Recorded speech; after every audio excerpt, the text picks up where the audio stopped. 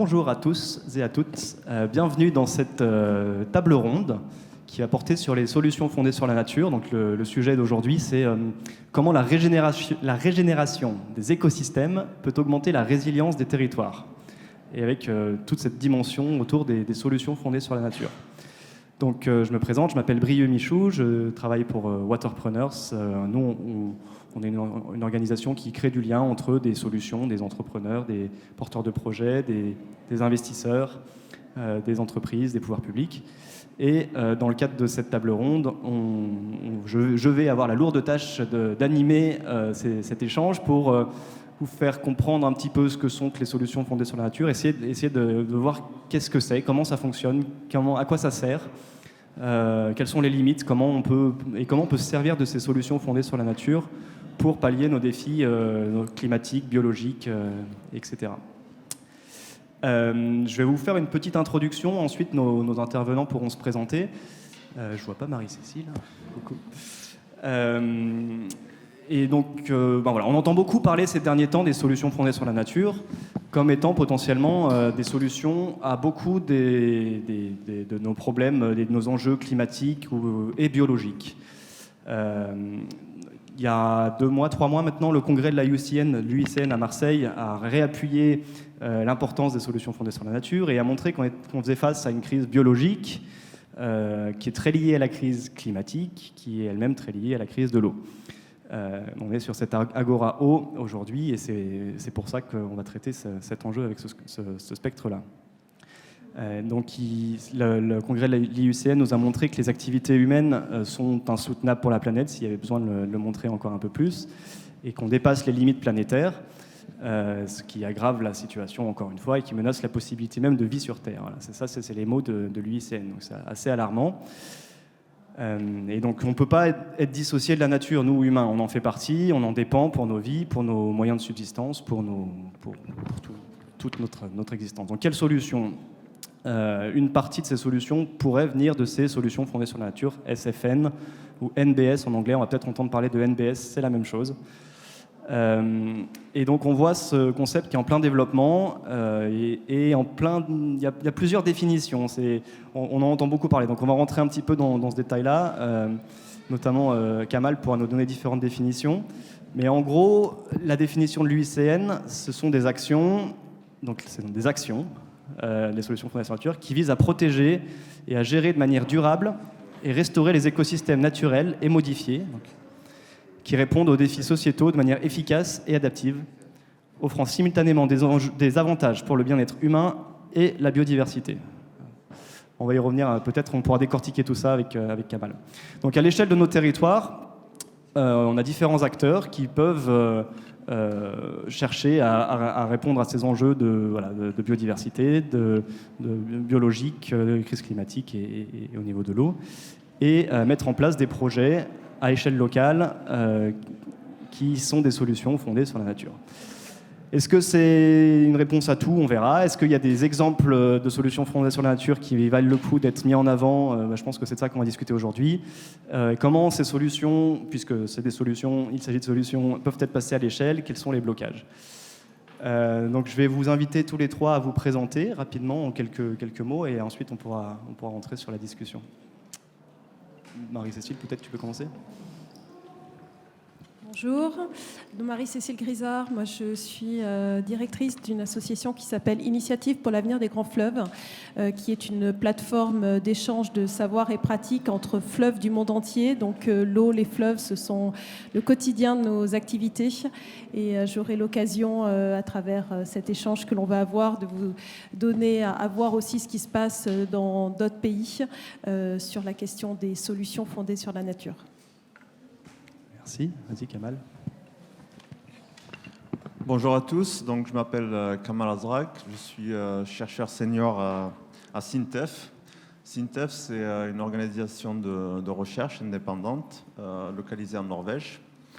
Et c'est l'une des plus larges en Scandinavie et peut-être l'une des plus larges aussi en Europe. On est à peu près 2000 employés et on travaille sur différents secteurs. Donc, secteur de l'énergie, secteur du bâtiment, du transport, de l'infrastructure, de la mobilité, secteur de l'industrie Et donc, je fais de la recherche, on travaille sur des projets, on a à peu près 4000 projets par an, et pour des entreprises locales, mais aussi internationales, et également pour des entités publiques, donc incluant la Commission européenne. On a différents projets européens. Et donc, je suis également, je participe également à la plateforme Water Europe en tant que groupe leader du groupe sur les SFN, que je co-dirige avec mon collègue Frédéric Cherkif de l'INSA Lyon. Donc voilà. Donc tu pourras nous donner des exemples très concrets et contextuels de qu'est-ce que sont les solutions fondées sur la nature, Ouais. quelles sont les définitions et peut-être des exemples que tu observes dans tes C'est recherches. Solène? Oui, bonjour, donc Solène Faure. Moi, je suis l'animatrice régionale du projet Life Artisan, qui est un projet qui est porté par l'Office français de la biodiversité, justement sur ces solutions fondées sur la nature et plus particulièrement les solutions fondées sur la nature qui répondent aux défis sociétals de l'adaptation au changement climatique. Merci beaucoup. Donc, on a trois points de vue différents avec des approches territoriales différentes. Donc, ça va être intéressant peut-être de les comparer, de voir s'il y a des solutions qui sont adaptables ou réplicables d'un territoire à un autre, voir s'il y a des contraintes qui sont aussi différentes d'un territoire à un autre. Et donc, on va essayer de rentrer tout de suite dans le débat. Kamal, qu'est-ce que c'est qu'une solution fondée sur la nature ? Alors, Brieux, tu nous as rappelé la définition de l'IUCN, donc qui met, le focus sur les écosystèmes et les gains pour la biodiversité et la société. Mais on a également une définition de la Commission européenne, donc qui, elle, définit les solutions SFN comme étant des solutions inspirées et soutenues par la nature. Pour des bénéfices environnementaux, socio-économiques, mais également qui procurent également qui renforcent la résilience. Donc il y a deux dimensions. Il y a une dimension bénéfice pour la société humaine et bénéfice pour les écosystèmes dans les deux définitions. C'est ça que... En fait, c'était la première définition de la Commission européenne mettait le focus donc sur des solutions qui sont inspirées et qui sont soutenues par la nature, mais pour des bénéfices plus sociétaux. Et plus tard, en 2020, ils ont mis à jour la définition pour ajouter cet aspect biodiversité.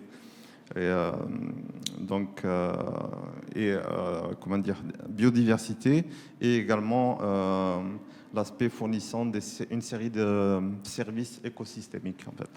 Donc il n'y a pas une définition claire et standard aujourd'hui. Il en existe plusieurs autres. Il y en a plusieurs. À travers le monde. Ouais. Mais dans tous les cas, voilà, ce sont des solutions qui répondent du coup à des enjeux sociétaux et qui protègent donc la biodiversité. Ouais. Et donc il faut retenir que les SFN génèrent des gains pour la biodiversité comme pour la société.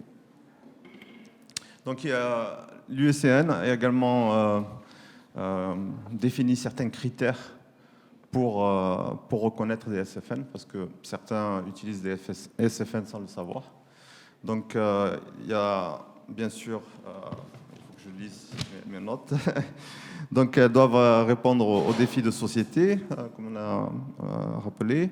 Elles doivent également procurer des bénéfices pour la biodiversité, mais également elles doivent reposer sur le fonctionnement des écosystèmes, elles doivent s'appliquer à des échelles spatio-temporelles cohérentes et répondre à des enjeux locaux et globaux sans préjudice réciproque. Et elles doivent associer l'ensemble des acteurs pour une gouvernance transversale. Et également, finalement, adapter la gestion vis-à-vis du changement climatique. Donc, ces SFN doivent répondre à ces critères-là pour être définis comme des SFN. Bon, je crois que c'est très technique jusqu'ici. Je vous propose qu'on essaye d'avoir quelques exemples, peut-être, pour illustrer cette première définition. Peut-être qu'on pourra rentrer un peu plus en profondeur dans la définition un peu plus tard. Mais est-ce qu'on peut commencer par un exemple ? Peut-être, Solène, tu veux présenter le projet sur lequel tu travailles, enfin les projets sur lesquels tu travailles? Oui, donc rapidement, le projet Life Artisan. Alors, artisan, c'est rien à voir avec l'artisanat. C'est l'acronyme pour accroître la résilience des territoires au changement climatique en incitant à l'usage des solutions d'adaptation fondées sur la nature. Voilà. Et donc, c'est un projet qui a été lancé en décembre 2020. Donc, ça fait 1 an là. Et qui va durer 8 ans. Et en fait, qui est piloté par l'OFB, mais qui aussi associe 27 bénéficiaires associés. Donc, il y a vraiment beaucoup d'acteurs sur ce projet-là. Et donc, il agit à différentes échelles. À l'échelle nationale, il y a des groupes thématiques techniques sur différentes justement thématiques. Donc, il y a la forêt, il y a l'eau, bien sûr, l'agriculture, l'urbain, etc., le littoral. Donc, il y a des productions de ressources, donc une étude de freins et leviers, des fiches retour d'expérience, des choses comme ça. Et puis, au niveau régional, nous, on est 13 animateurs régionaux dans les régions qui cherchons justement plutôt à être plus sur le terrain et à déployer ces solutions techniques en partenariat avec les acteurs régionaux. Et donc, dans le cadre de ce projet, il y a 10 sites démonstrateurs qui ont été mis en place. Voilà. Donc ça, c'est vraiment des projets concrets. Et sur ces 10 sites, il y en a 4 qui sont en lien avec l'eau. Donc 3 qui répondent à l'enjeu inondation, donc ce qui est assez normal quand on sait que c'est le principal enjeu, en tout cas risque naturel en France. Il y a 17 millions de personnes qui sont sur un territoire inondable actuellement, donc c'est 40% du territoire français. Et il y a un autre enjeu sécheresse, donc juste peut-être j'ai le temps d'aller plus concrètement. Donc du coup, il y a un projet en zone urbaine, donc dans la Brie, à côté de Champigny-sur-Marne, où là, c'est un projet de restauration de zones humides avec l'idée de répondre à une meilleure gestion des crues. Il y a un autre projet de restauration de zones humides, mais cette fois-ci en zone périurbaine, à côté de Toulon et Hyères. Donc, c'est sur le bassin versant de l'Estagnol. Et donc là, c'est la restauration d'un marais et l'impact est plus en lien avec les coulées de boue et le ruissellement, donc moins avec la crue.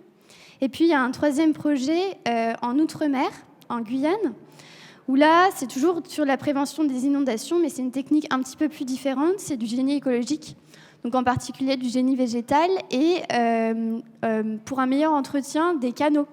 En fait, l'idée, c'est vraiment de travailler avec une végétation plus adaptée, qui ne soit pas envahissante dans les canaux d'écoulement et qui permette à la fois aussi de stabiliser les berges. Donc là, ce sont des solutions qui répondent à plusieurs enjeux, comme tu l'as dit, les inondations, les glissements de terrain, enfin l'évolution de terrain, les enjeux de sécheresse aussi, liés à l'eau. Oui, sécheresse, on a un autre.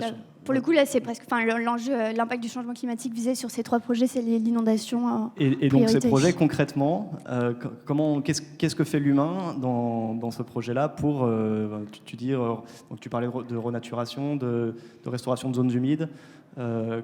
Comment ça marche? Qu'est-ce que c'est une restauration de zones humides? Et en quoi c'est une solution? Alors, en fait, c'est juste qu'on se rend compte qu'une zone humide, ça nous rend énormément de services écosystémiques et que la détruire, c'est pas du tout rentable. En fait, il y a des études qui montrent que ça coûte 5 fois plus cher de compenser les services écosystémiques que rend une zone humide lorsqu'on la détruit, plutôt que juste de la restaurer, d'assurer son bon fonctionnement écosystémique et de travailler avec elle. Donc, la zone humide, elle est particulièrement utile pour lutter contre les inondations parce que, peut-être vous le savez déjà, mais ça fonctionne vraiment comme une éponge. C'est-à-dire que quand elle reçoit de l'eau, souvent les précipitations, l'eau va être stockée et cette eau, elle va permettre d'entretenir les fleuves, etc., à proximité en période plutôt de sécheresse. Voilà. Donc le gain pour la biodiversité, il va de soi. En fait, c'est plein d'espèces qui vivent dans ces marais, dans ces mares, dans ces choses comme ça. Et le gain sociétal, c'est vraiment l'adaptation au changement climatique, donc un gain humain dans la lutte des inondations et des services associés. Et sachant que c'est la nature qui travaille toute seule, c'est ça. Exactement, et que c'est gratuit. Et que c'est gratuit. Peut-être, Marie-Cécile, qu'on peut regarder à l'échelle d'un autre territoire ce qui se passe sur des fleuves et comment les solutions fondées sur la nature peuvent répondre aussi aux enjeux liés aux fleuves. Oui, tout à l'heure, en introduction, je vous disais que Initiative pour l'avenir des grands fleuves, c'était effectivement une plateforme d'échange de savoir et pratique, parce que pourquoi on a été créé, je vais peut-être revenir déjà là-dessus, si tu me le permets, Brieux, c'est en fait les fleuves sont un petit peu les grands oubliés quand vous êtes dans les différentes conférences internationales pour le climat ou la biodiversité, on se rend compte qu'il manque une petite place aux fleuves, et pourtant ces fleuves, ils sont essentiels, on les côtoie tous les jours dans nos villes, dans nos territoires, et l'eau est aussi essentielle que l'air dans notre vie de tous les jours et notre devenir. Et on estime que ces fleuves, aujourd'hui, partout dans le monde, sont en danger. Donc il y a quand même un plaidoyer à porter sur la défense de ces fleuves et de tous les services qu'ils amènent au territoire qu'ils irriguent. Et pour nous, l'objectif, c'est d'essayer, à travers la compréhension de ce qui se fait dans différents pays dans la gestion d'un fleuve, d'essayer de comprendre comment on peut trouver le bon équilibre entre l'exploitation de ces fleuves pour notre eau potable, pour notre énergie, pour l'irrigation de nos terres agricoles et leur préservation. Et les solutions fondées sur la nature, effectivement, concept encore un petit peu flou, on l'a vu, parce que très nouveau, mais a le mérite, selon nous, d'être un levier dans cette nouvelle vision des fleuves et de notre rapport aux fleuves.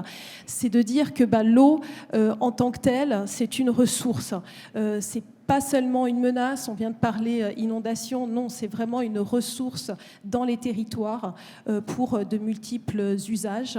C'est aussi ces solutions fondées sur la nature, à notre sens, un moyen de dire que l'eau doit aussi être de l'eau pour l'environnement. Quand on est aujourd'hui dans des situations de pénurie, de raréfaction de la ressource en eau, il faut aussi garder de l'eau pour l'environnement, puisque l'environnement nous le rend sous forme d'autres services. Donc aujourd'hui, il y a vraiment cette nécessité d'aller chercher un autre regard et une autre approche de la nature, plus en partenariat et non plus comme un conflit avec ces eaux qui quelquefois ont été meurtrières et aujourd'hui manquent. Donc nous, on a effectivement cette expérience de différents fleuves dans le monde, mais j'ai envie de dire, ça nous sert aussi pour nous, dans nos territoires en France. Donc là, je vois Catherine qui nous a rejoints. En 2018, les experts de notre association, donc qui sont des experts internationaux qui représentent différentes disciplines autour des différents usages de l'eau, sont venus sur le bassin Adour-Garonne, appelé notamment par l'Agence de l'eau, puisque dans le bassin Adour-Garonne, il y a des prévisions de débit de moins 20 à moins 30% à horizon 2050. Donc la raréfaction de la ressource en eau, c'est pas une menace exotique qui serait uniquement dans des pays du Sud. Donc il faut aussi, à travers ces échanges entre pays, apprendre les uns des autres. Au-delà du partage entre savoirs, il y a cette coopération entre pays qu'il faut essayer de comprendre. Voilà, donc après, pour être un petit peu plus dans l'approche pratique, je vous propose de voyager un peu. Je voulais vous donner un exemple qui, nous a beaucoup frappé au niveau de notre comité, qui est le fleuve jaune.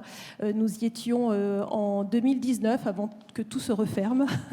On y était normalement en amont de la COP15 biodiversité de Kunming, et donc on a interrogé la question de la biodiversité à travers cet exemple du fleuve jaune. Qui est un des plus grands fleuves du monde. Alors, plus grand fleuve du monde, voilà, je tournais ma page pour vous donner les bons chiffres.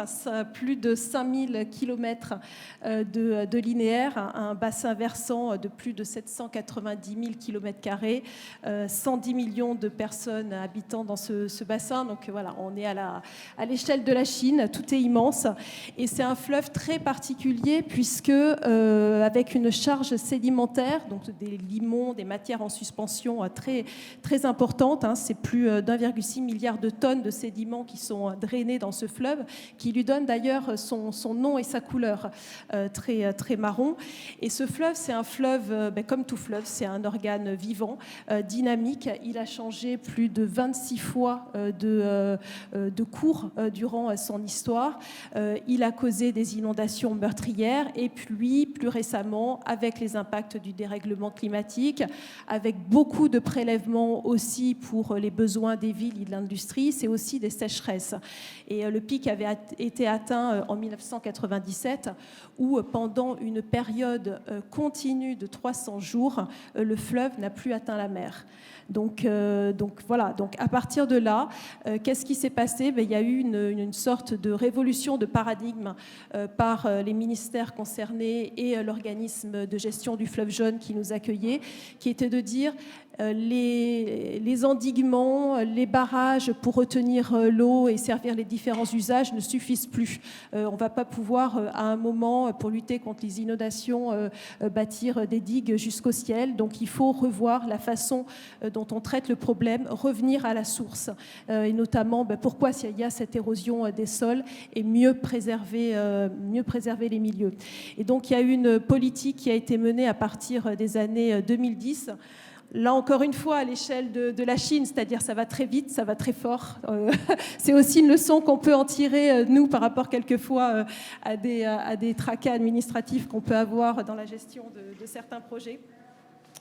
Et donc, si vous pouvez passer la slide suivante, il y a plusieurs orientations qui ont été mises en place, mais je vous présente celles qui sont les plus frappantes.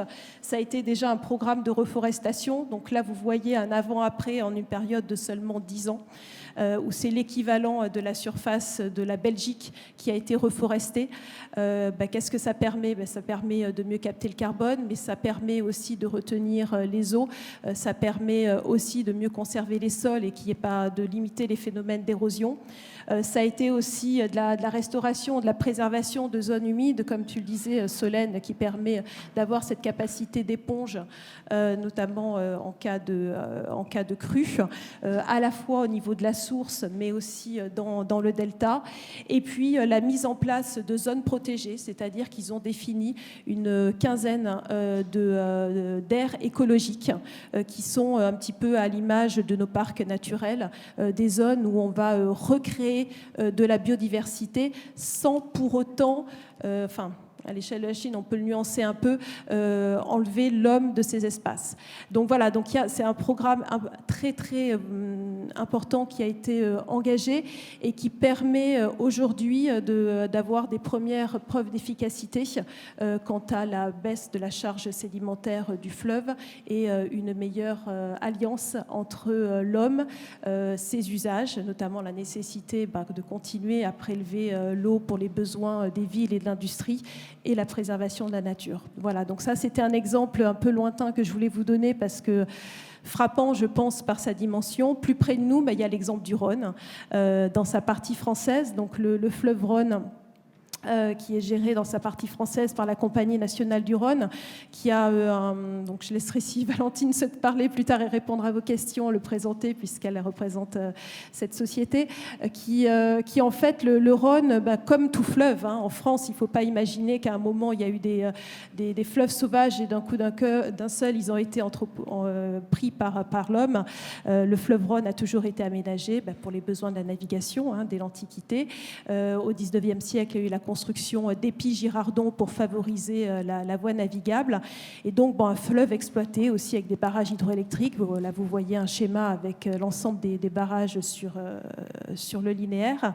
Et pareil, CNR, à un moment, s'est dit, on a beaucoup exploité ce fleuve, on l'a beaucoup aménagé dans les années 50-60 de l'après-guerre, où on avait besoin de l'énergie hydroélectrique pour les besoins de reconstruction de la France. Redonnons-lui à ce fleuve toute sa place. Donc il y a un vaste programme de restauration écologique qui a été mené de manière assez anticipée dès les années 90, avec 120 cours du fleuve qui ont été retravaillés pour reconnecter avec le fleuve principal, avec des bras secondaires, avec des débits qui ont été réservés pour ce qu'on appelle des lônes et des vieux Rhônes, donc des espaces un petit peu annexes au cours principal. Donc le Rhône a progressivement élargi son lit, a rouvert ses bras, tout en recréant de la biodiversité, en permettant à certaines espèces piscicoles protégées qui avaient disparu de revenir peu à peu, comme l'anguille. Voilà, donc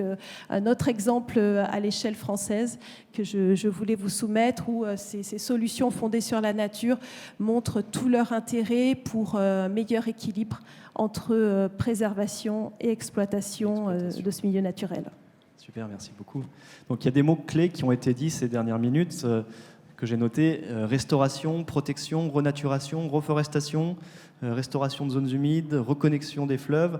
Donc bon, à chaque fois il y a le préfixe c'est-à-dire qu'on part d'une base qui était a priori naturelle avec un mode de fonctionnement qui fonctionnait, enfin voilà, qui était linéaire, qui a été endommagé par l'homme et finalement les solutions fondées sur la nature, c'est revenir à ce que sait bien faire la nature toute seule, n'est-ce pas Kamal ? Tout à fait, c'est remettre de la nature donc, et travailler avec la nature et non contre elle.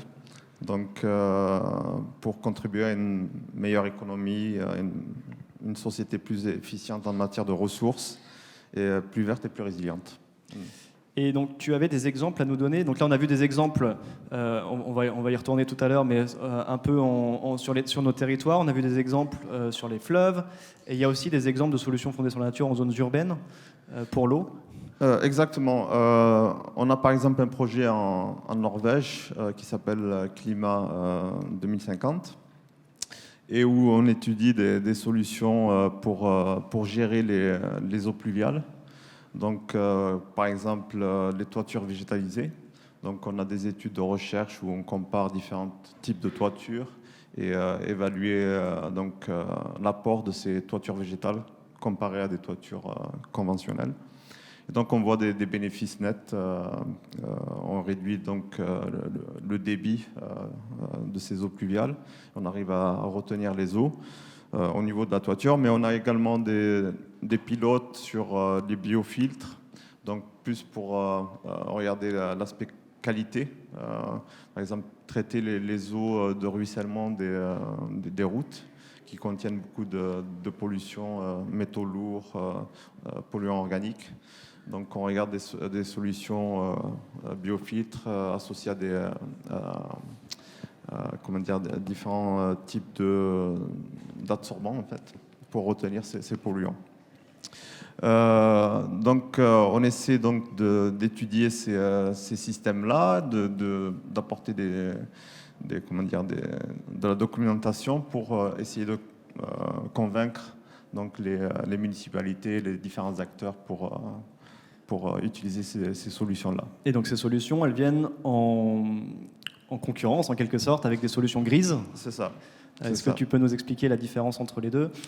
Donc les solutions grises, c'est plus des solutions conventionnelles qui sont donc construites souvent utilisant le béton et donc qui demandent beaucoup de ressources. Par exemple, une station d'épuration. C'est ça, par exemple, une station d'épuration. Et donc la solution fondée sur la nature analogue, ce serait quoi ? Par exemple, ces biofiltres ou ces toitures végétalisées pour retenir les eaux. On a les zones humides, par exemple, les wetlands en anglais. On a différentes solutions qui peuvent donc venir comme solution alternative aux solutions conventionnelles qui sont coûteuses en ressources et pourquoi pas utiliser la nature avec ces SFN qui ne coûtent rien, comme tu l'as dit tout à l'heure. Enfin, si je peux me permettre du coup un autre exemple de comparaison entre le génie civil et le génie végétal, enfin vert. Il y a des études qui ont montré que pour lutter contre la submersion marine, il y a la gestion dunaire qui est la solution fondée sur la nature, et puis il y a l'enrochement que tout le monde connaît le long des plages. Et en fait, l'enrochement coûte à peu près 100 fois plus cher par mètre linéaire qu'une bonne gestion dunaire. Voilà, c'était juste pour donner des chiffres en plus. Est-ce que tu veux donner peut-être d'autres exemples sur lesquels tu travailles ? J'avais noté... Enfin, pas sur lesquels je travaille, mais il en existe plusieurs projets européens donc, qui traitent de ces SFN. Lunalab, par exemple, qui est un projet dirigé par VTT en Finlande, où ils ont également différentes villes impliquées, où ils testent différentes solutions. Et donc, ils proposent une boîte à outils pour ensuite aider les différents acteurs à choisir la bonne solution et des outils qui aident à la décision en fait. Et on a également l'Urban Green Up que je peux mentionner qui développe des outils numériques qui sont donc capables d'aider les autorités, les urbanistes et les citoyens à identifier les SFN qui sont appropriés pour leur comment dire, leur ville, leur localité. Donc il en existe plusieurs comme ça. Il faut savoir que la Commission européenne a financé à peu près 30 projets jusqu'en janvier 2021, qui représentent à peu près 282 millions d'euros. La Commission européenne place les SFN en position centrale pour ce qui est de l'adaptation au changement climatique. Ouais. Solène, j'ai une question pour toi. Quand on a préparé, tu m'as parlé d'un exemple en Nouvelle-Aquitaine sur lequel tu travailles, qui est la restauration du marais de Saint-Freigne en Charente. Donc, est-ce que tu peux nous expliquer ce que c'est ? Et surtout, est-ce que tu peux nous expliquer comment un tel projet voit le jour ? Qu'est-ce qui va le chercher ? Quelle est l'entité qui fait appel, enfin, qui demande qu'un tel projet voit le jour ? Qu'est-ce qui le met en œuvre ? Qu'est-ce qui le finance ? Voilà. Ouais, donc dans le cadre d'Artisan, on n'a pas de site démonstrateur en Nouvelle-Aquitaine. En revanche, on travaille à un recensement des solutions qui sont déjà présentes sur le territoire. Et il y en a déjà beaucoup, sans que ça ait forcément cette étiquette de SFN. Et donc un projet qui revient beaucoup et qui a été cité par pas mal d'acteurs avec qui je suis en contact, c'est la réhabilitation du marais de Saint-Freigne en Charente. Et en fait, c'est assez exemplaire dans le sens où c'est un projet qui a été mené il y a plus de 20 ans. Et en fait, c'est pour prouver que les solutions fonction nature, ça existait déjà il y a 20 ans. Même si la définition n'était pas claire. Exactement. Ouais. Et en fait, c'est assez simple. C'était un ancien marais au début du XXe siècle. Et après la guerre, donc, il y avait la nécessité de nourrir et de produire beaucoup. Donc il a été drainé et il a été converti en monoculture intensive de maïs. Et très vite, dans les années 1970 à peu près, ils se sont rendus compte que ça posait des gros problèmes en termes quantitatifs d'eau, puisque le maïs est assez gourmand en eau, et ça nécessite aussi beaucoup d'entrants. Donc ça crée également des problèmes de qualité d'eau. Et comme c'est un bassin versant, ça crée des problèmes aussi dans les zones de captage d'eau potable. Et donc il y a eu beaucoup de concertation entre acteurs, donc c'est ce que tu disais un peu, ça nécessite vraiment de travailler en... Merci. Ça nécessite de travailler en bonne intelligence parce que l'enjeu, c'était aussi de se dire il y a des agriculteurs qui sont installés maintenant. Qu'est-ce qu'on en fait si on ne fait pas de maïs ? Et donc, ils ont procédé en plusieurs temps. Donc, ça a été...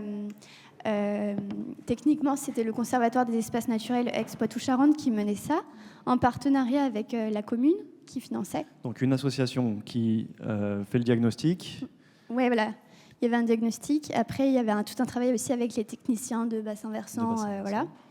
Et la commune et les agriculteurs. Enfin, il y avait vraiment énormément d'acteurs qui prenaient part à ce projet. Donc, il y a eu déjà une remise en jachère du site, ensuite une remise en eau, et après, une gestion en agriculture extensive avec les agriculteurs. Du coup, ils ont été d'accord pour passer d'une monoculture de maïs à un élevage en pastoralisme, donc extensif sur le marais. Et donc, bien sûr, il y a un suivi, et c'est ça qui est intéressant aussi dans ce genre de projet, c'est qu'on voit vraiment des gains sur la biodiversité.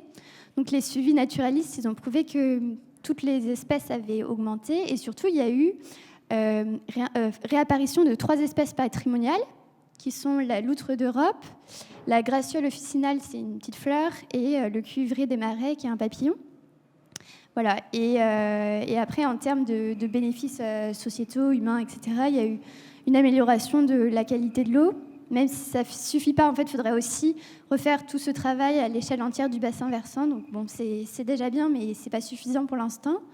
Et puis, bien sûr, il y a aussi le travail avec les agriculteurs qui, a priori, je ne les ai pas rencontrés personnellement, mais ne seraient pas mécontents, ont au moins trouvé leur part dans cet élevage extensif, ce qui n'était pas évident au départ.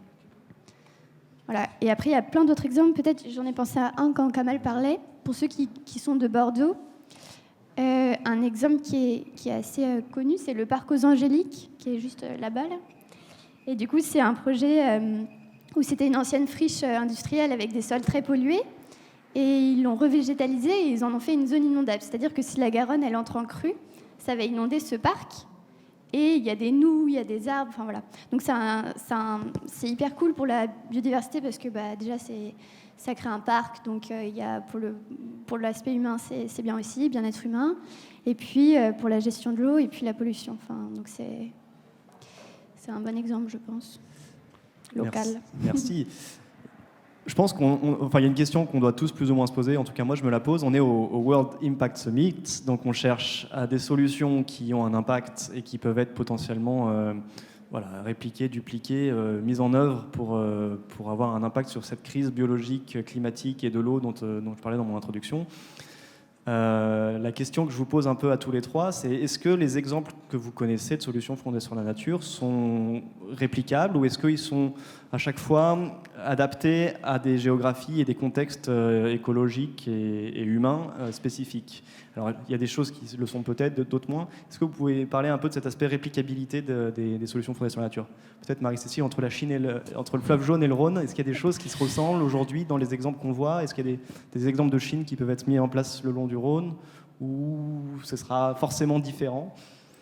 J'ai envie de dire, c'est toute l'ambition de notre association Initiative pour l'avenir des grands fleuves, de faciliter cette réplicabilité. Mais même si, comme je le disais tout à l'heure, les fleuves dans le monde sont tous face aux mêmes enjeux en termes de pollution, d'impact du dérèglement climatique, de pression de l'homme, les solutions doivent être quand même trouvées à une maille territoriale, qui est l'échelle du bassin versant, parce qu'il faut tenir tout de même compte des territoires, entre des territoires très densément peuplés et des territoires plus ruraux. En revanche, ce qu'on peut dire, c'est qu'il y a des principes de gouvernance, en revanche, qui doivent être les mêmes, communs, et qui sont un petit peu les clés de réussite pour aller vers ce meilleur équilibre. Et donc, il y a l'échelle géographique du bassin versant qui est essentielle, mais il y a aussi la nécessité d'une sorte de vision collective partagée. Rien ne pourra se faire, vous le disiez tout à l'heure, ce qui est fait à une petite échelle doit être vu plus largement. Et il faut que les différents acteurs se parlent. Pas simple quand on va manquer d'eau de mettre autour de la table les agriculteurs, les industriels, les ONG, mais il le faut parce que c'est comme ça qu'on arrivera à un bon partage de la ressource en eau. Donc il y a nécessité de cette vision entre usagers et entre territoires. À l'échelle d'un bassin versant, je prends cet exemple là encore pour illustrer mes propos. La pollution plastique. La pollution plastique, c'est un fléau dont on parle beaucoup, qui d'abord a été dénoncé à travers tout ce qu'on a pu voir dans les océans, avec ce 7e continent de plastique, etc. Là encore, les milieux ne sont pas hermétiques les uns aux autres. Tout est lié. La pollution plastique, on ne va réussir à la combattre que si on remonte à la source, on regarde ce qui se passe au niveau des deltas et dans les fleuves, et même depuis les fleuves sur les territoires. Donc il y a vraiment ces interactions terre, fleuve, mer et bassin versant à chaque fois à avoir en tête. Et je pense que la pollution plastique est le symbole de cette interaction et de la nécessité de travailler tous ensemble. Donc adaptation au territoire, c'est une clé, et gouvernance, une prise en compte des intérêts des uns et des autres, et aussi des limites des uns et des autres. Kamal, tu as travaillé sur les barrières à l'implémentation des solutions fondées sur la nature. Est-ce que tu peux nous présenter un peu ce qui sort de ces recherches, et surtout comment on peut passer au-delà de ces barrières? On est en train de travailler là-dessus, donc identifier les différentes barrières. Il en existe plusieurs. Donc, comme Marie-Cécile vient de le dire, il faut que les différentes parties prenantes, les différents acteurs se parlent pour pouvoir utiliser ces types de solutions SFN qui impliquent différents acteurs.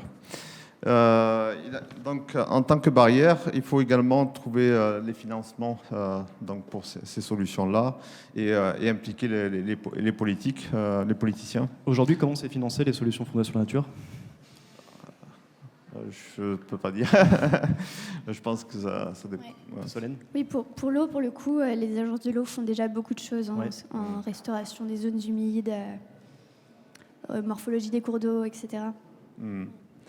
On voit aussi l'intérêt sur ces solutions-là des partenariats publics-privés, des financements croisés et aussi le nécessaire travail entre des partenaires scientifiques pour la recherche, le gestionnaire, le politique, pour faire que ces projets soient durables.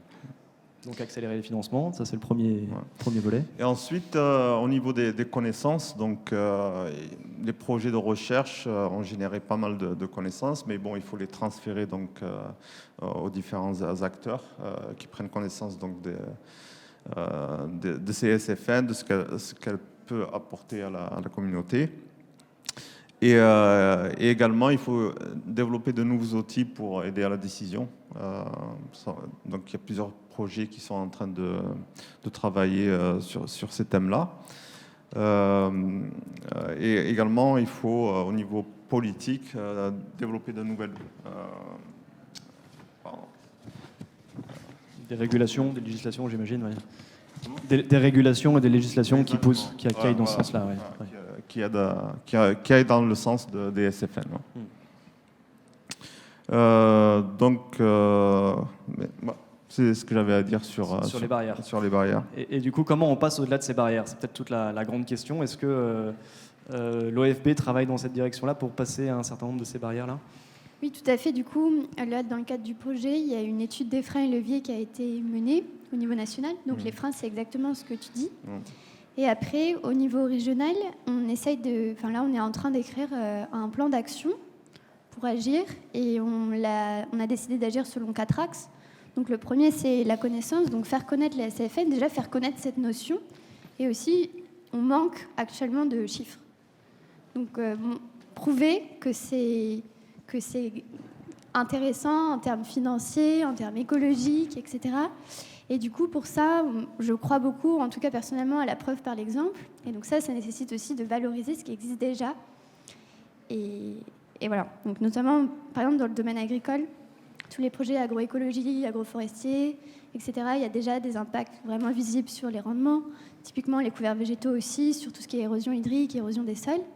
Et donc ça commence peu à peu à être connu, à être partagé, mais les agriculteurs, on voit très bien que le frein principal, c'est l'accompagnement technique et aussi la connaissance, la peur de l'insécurité financière. Donc voilà, les faire se parler les uns aux autres et montrer que chez le voisin, ça marche, ça peut être un levier vraiment intéressant. Ensuite, il y a vraiment donc, la dimension politique avec favoriser l'intégration de ces solutions dans les documents de planification et aussi dans les documents stratégiques, pour que lorsque les maîtres d'œuvre et les maîtres d'ouvrage doivent répondre à un enjeu, les solutions fondées sur la nature soient au même niveau que les solutions issues du génie civil. Même peut-être au-delà, je ne sais pas, on peut espérer. Et puis, un autre levier, c'est l'accompagnement. L'accompagnement administratif, parce que parfois ça peut être lourd pour lancer ce genre de projet, on ne sait pas forcément. Et puis l'accompagnement technique. Donc vraiment créer un réseau, un lien entre telle association peut vous aider si vous avez un projet de haie. Telle autre association peut vous aider pour la restauration d'une zone humide, etc.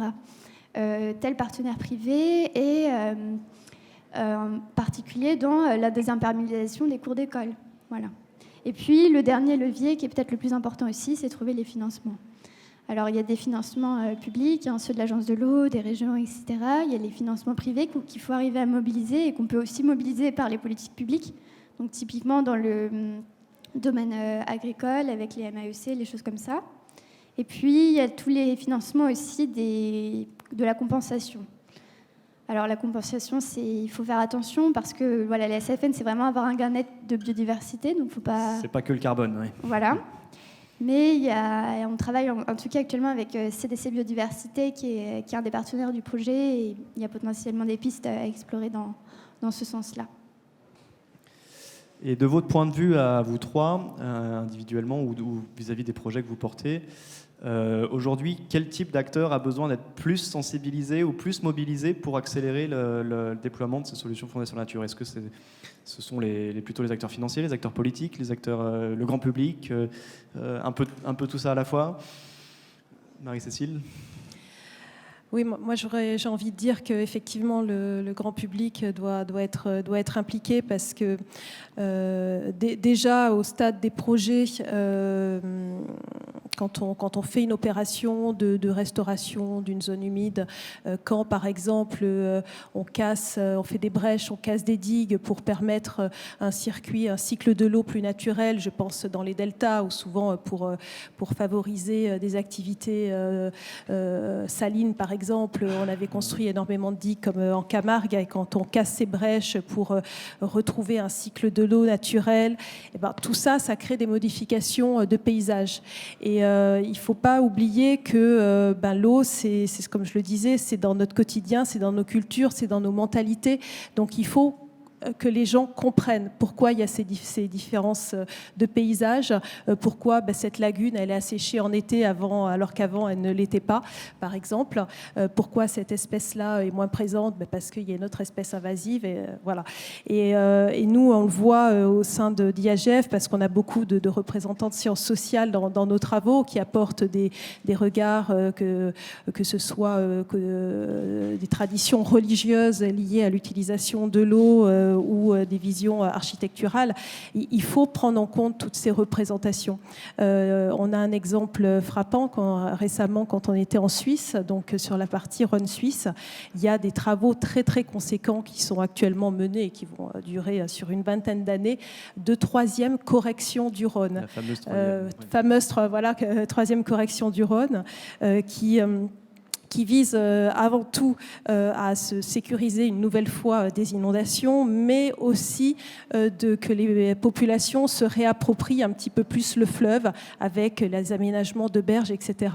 Et là, ils sont en fait en train de construire tout un nouveau récit autour du fleuve Rhône, parce que pour les Suisses, le fleuve, c'était vraiment la menace. On allait se foutre au Rhône, c'est l'expression quand on avait envie de se suicider.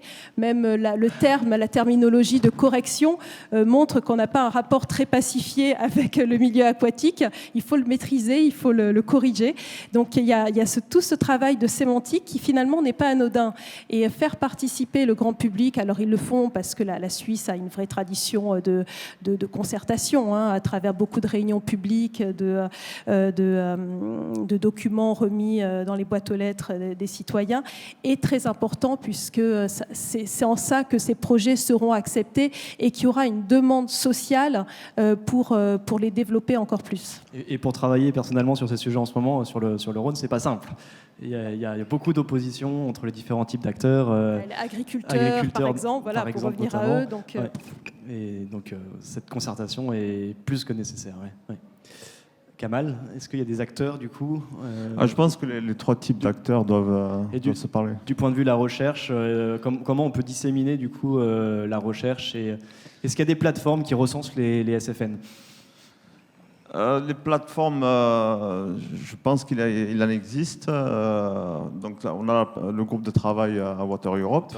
Donc, on écrit des white papers pour essayer de communiquer avec la Commission européenne, mais également avec les différents acteurs, donc les scientifiques, les NGO, les municipalités, etc. Enfin, tous les membres de Water Europe. Mais je pense pour lever les freins, il faut que tous les types de catégories d'acteurs se parlent. Du chercheur à ceux qui prennent la décision. Les trois types de classes que tu as mentionnées tout à l'heure. À l'échelle européenne. Et du coup, à l'échelle plus locale, Solène ? Oui, mais en fait, on voit qu'il y a des freins. Sinon. Oui, je sais pas ce que je fais.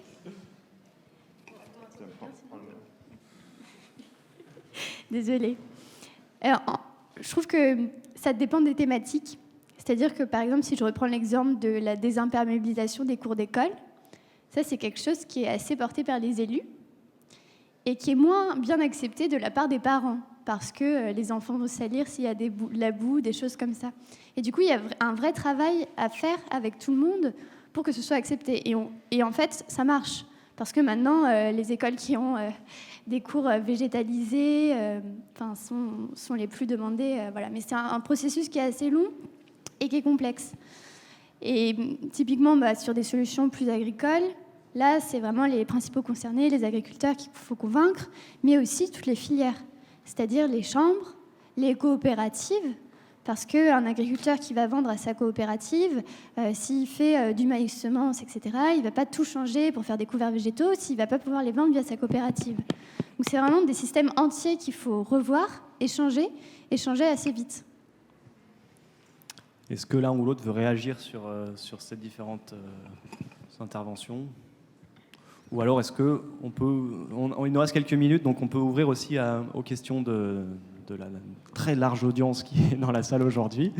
Est-ce que vous avez des questions, que ce soit sur les solutions fondées sur la nature en tant que telles, sur leur mise en œuvre, à quoi ça répond, les enjeux, comment ça se finance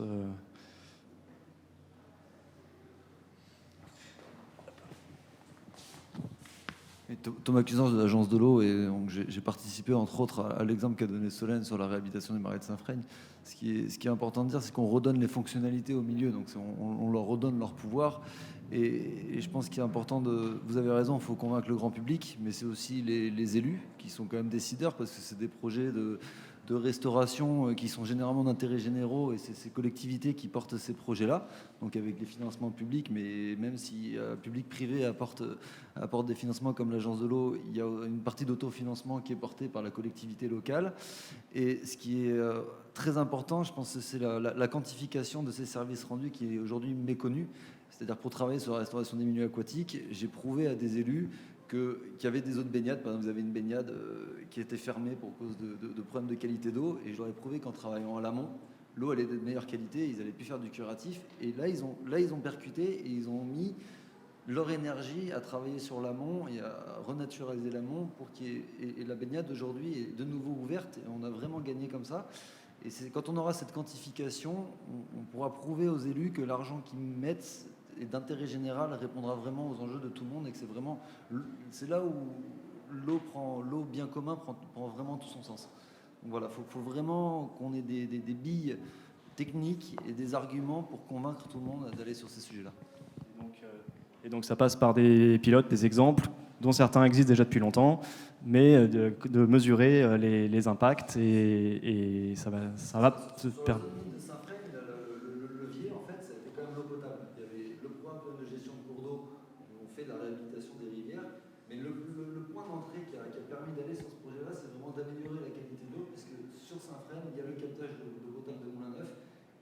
L'eau potable ou l'eau de baignade, des usages qui parlent à tous, qui sont déclencheurs. Si on parle juste de sauver les milieux pour les papillons, les poissons, ça parle pas assez. Et c'est pour ça que les services fondés sur la nature, c'est là qui est vraiment un levier convaincant pour... Kamal, tu voulais réagir à ça? Je pense que c'est complètement vrai ce que vous dites, et il faut développer des indicateurs qui soient mesurables pour pouvoir quantifier en fait les différents bénéfices qu'apportent ces SFN. Et donc la recherche travaille sur ces indicateurs aujourd'hui? Oui, on essaie de développer des outils pour pouvoir quantifier les différents types de bénéfices qui ne sont pas tous monétarisables. Et l'UICN travaille en ce moment sur un projet standard. Tu veux en parler, Marie-Cécile?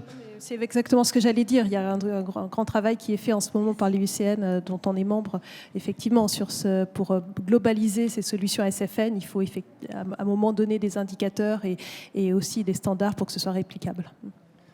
J'en profite pour faire un peu ma pub. On organise la semaine prochaine un événement pour mettre en avant des solutions fondées sur la nature auprès de financeurs, entre autres. Et donc ça se passe à Lausanne, en Suisse, ou en ligne, si ça vous intéresse. Ça s'appelle Innovate for Nature. Et avec plaisir pour en parler. Solène, tu voulais rajouter un mot? Oui, non, simplement sur les 10 projets démonstrateurs du Life Artisan, il y aura aussi le développement d'indicateurs en lien direct avec le standard UICN. Et l'objectif, c'est vraiment d'avoir des chiffres et de montrer quel est l'intérêt vraiment de ces solutions-là. Est-ce qu'il y a d'autres questions ou d'autres remarques de l'audience? Ou est-ce que les solutions fondées sur la nature sont maintenant très très claires pour chacun et chacune d'entre vous? Est-ce que vous voulez rajouter un dernier mot pour conclure? Peut-être à faire un appel, si jamais il y a quelqu'un qui... Un appel à bonne volonté ou à... Comment dire, pour passer à l'échelle les projets que vous incarnez chacun respectivement, de quoi vous avez besoin? Est-ce que vous voulez appeler, demander au pouvoir public, à des financeurs, de quoi vous avez besoin pour faire mieux, faire plus vite, faire plus fort aujourd'hui? Solène? Alors nous, on a 2 actions qu'on mène en partenariat avec Solagro, que vous connaissez peut-être, qui est une entreprise dans la transition agroécologique.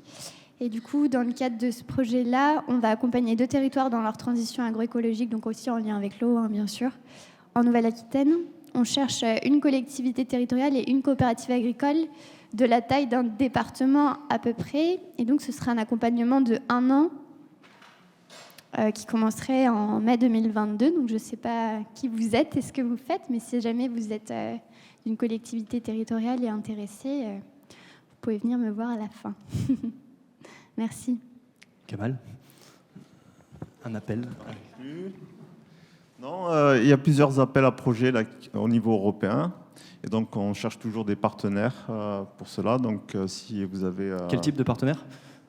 Ça peut être des municipalités donc, qui ont un projet où les SFN peuvent être appliqués. Donc, on est ouvert à des propositions qui peuvent être derrière financés par la Commission européenne, par la Commission européenne. Si le projet est accepté.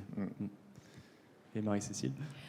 Oui, déjà, merci de votre écoute à tous. Nous, effectivement, vous parliez tout à l'heure des pouvoirs publics. Oui, nous, on est beaucoup dans l'accompagnement déjà de ces décideurs locaux, dans l'accompagnement des entreprises. Mais je reste convaincue qu'effectivement, le grand public a sa part à jouer, notamment les jeunes, parce que on les associe de plus en plus à travers, par exemple, des programmes de sciences participatives.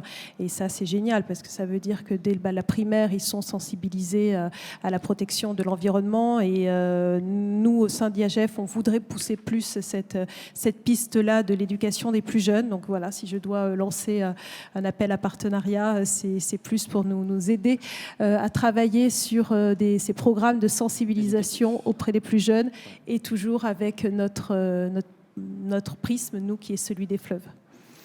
Merci à tous les trois. Je pense qu'on peut les applaudir. Donc, j'espère qu'on a tous ensemble une meilleure compréhension de ce que sont les solutions fondées sur la nature, quels sont leurs bénéfices et peut-être leurs limites, les barrières, on en a touché un petit peu, et comment on peut les dépasser avec les exemples qu'on a vus, que ce soit sur les fleuves ou que ce soit sur nos territoires, avec par exemple la réhabilitation de marais. Et voilà, j'espère que ça vous a plu. Et n'hésitez pas à venir nous voir à la fin pour en parler. On reste dans la salle. Merci, à bientôt.